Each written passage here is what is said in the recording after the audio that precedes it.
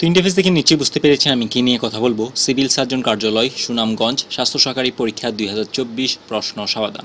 তো সেটা অলরেডি কিন্তু পরীক্ষা হয়ে গেছে, আর অনেকে হয়তো বা প্রশ্ন পেয়েও গেছেন। তো আমি তাও আপনাদের সামনে এটা উপস্থাপন করলাম। যারা যারা এখন পাননি তারা এখান থেকে সমাধানগুলো দেখে নিতে পারেন।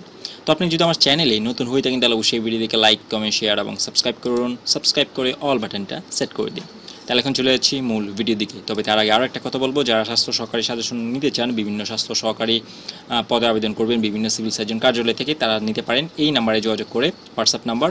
আর ফাইল সবগুলো PDF ফাইল, তাই টাকা পাঠিয়ে লাস্ট নাম্বার বললে সাথে সাথে ফাইলটা পেয়ে যাবেন।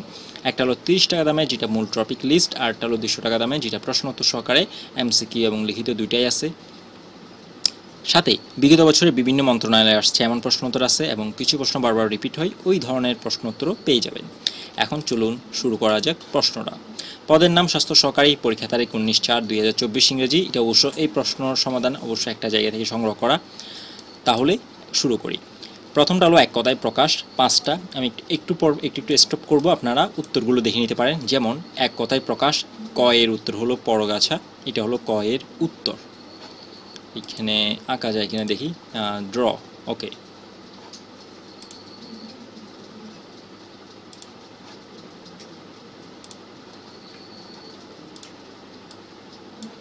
তাহলে প্রথমটার উত্তর এটা, এই পরগাছা এটা। এরপর সেকেন্ড উত্তর হলো বাচাল, তারপর থার্ড উত্তর, এরপর এটা হলো ফোর্থ অর্থাৎ চতুর্থ উত্তর, আর পঞ্চম নাম্বার উত্তর অনুক্ত।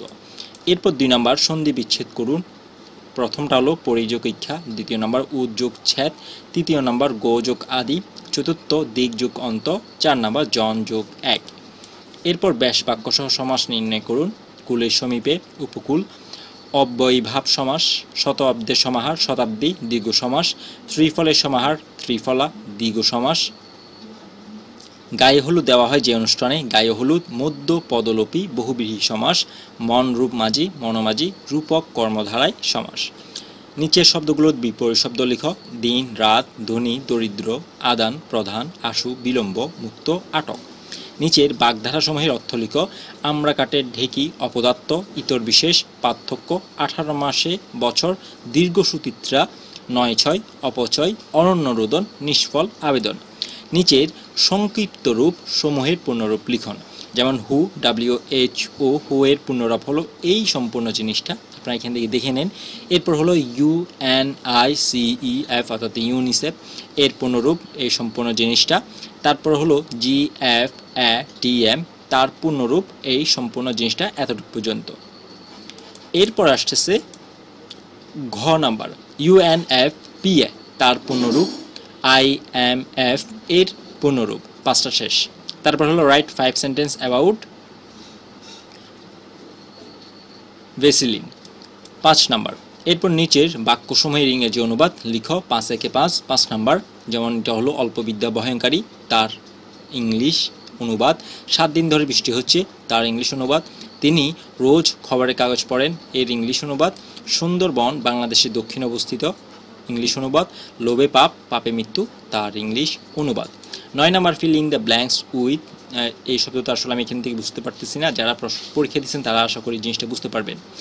প্রিপোজিশন 5টা। তাহলে প্রথমটা হলো অ্যাট, উত্তর। দ্বিতীয়টা টু, তারপর অ্যাবভ, তারপর অন, তারপর হলো ফর, এই 5টা উত্তর।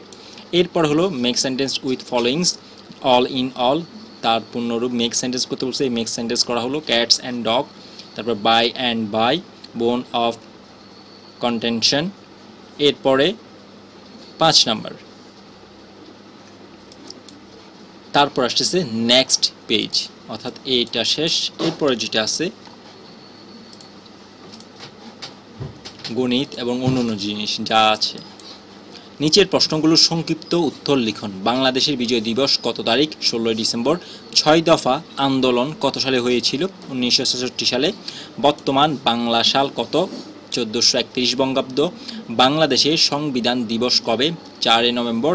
ঢাকায় মেট্রো রেলের সর্বপ্রথম কবে চালু হয়? 28 ডিসেম্বর 2022।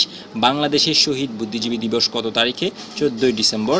শেখ মুজিবুর রহমানকে জাতির জনক ঘোষণা করা হয় কবে? 3 মার্চ 1971 সালে। কোন মশা ডেঙ্গু রোগ ছড়ায়? এডিস। মানবদেহে কিডনি সাধারণত কয়টি? 2টি।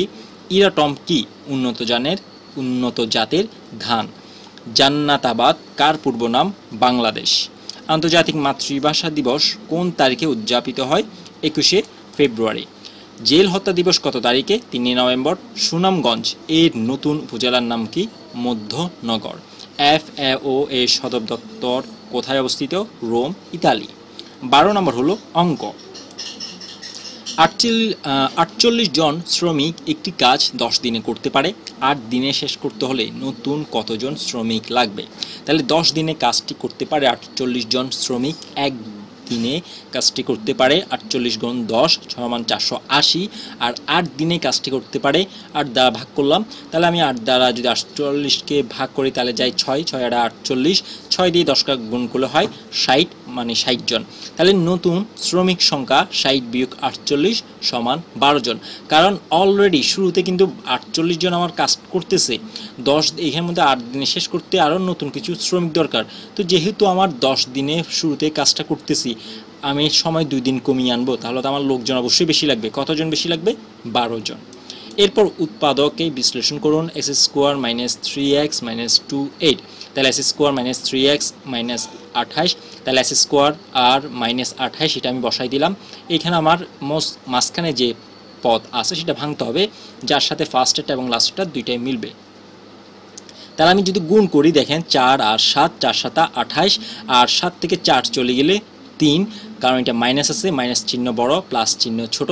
তাহলে -7 থেকে +4 চলে গেলে আর থাকে -3, আর এটা যদি গুণ করি তাহলে প্লাসে মাইনাসে মাইনাস 4 7 28 আমার চলে এসেছে।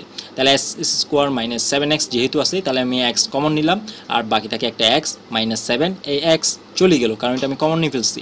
এরপর +4, এরপর 4 নিলাম, এখানে x একটা আছে সেটাই নিলাম, আর এখানে তো কোনো কিছু নেই, 4 7 28। তাহলে x - 7 যেহেতু দুইটাই সেম, তাহলে আমি একটা কমন নিলাম, আর x + 4 এটা এখানে রয়ে গেল। তাহলে আমার উত্তর হলো x - 7 এবং x + 4। এরপর একটি চৌবাচ্চার দৈর্ঘ্য 5 মিটার, প্রস্থ 3 মিটার, উচ্চতা 4 মিটার, এর আয়তন কত? তাহলে চৌবাচ্চাটির আয়তন দৈর্ঘ্য গুণ প্রস্থ গুণ উচ্চতা, তাহলে 5 গুণ 3 গুণ 4, তাহলে 3 5 15 আর 4 15 60 সমান 60 ঘনমিটার। যেহেতু সবগুলো মিটার, তো সবগুলো গুণ হয়ে ঘনমিটারে পরিণত হয়েছে। এটা হলো সুনামগঞ্জ যে পরীক্ষাটা হয়েছে সেই পরীক্ষার সমাধান। আশা করি সম্পূর্ণ বিষয়টা ভালোভাবে বুঝতে পেরেছেন। তা কোনো কিছু না বুঝতে থাকলে অবশ্যই আমাকে কমেন্টের মাধ্যমে জানিয়ে দিবেন। আর আপনি যদি আমার চ্যানেলে নতুন হয়ে থাকেন তাহলে অবশ্যই ভিডিওটিকে লাইক, কমেন্ট, শেয়ার এবং সাবস্ক্রাইব করুন। সাবস্ক্রাইব করে অল বাটনটা সেট করে দিন। নেক্সট ভিডিও আসা পর্যন্ত সবাই সুস্থ থাকুন, ভালো থাকুন। আর যারা সাজেশন সংগ্রহ করতে চান এই নাম্বারে যোগাযোগ করে সাজেশনটা সংগ্রহ করে নিন। ধন্যবাদ সবাইকে। আল্লাহ হাফিজ।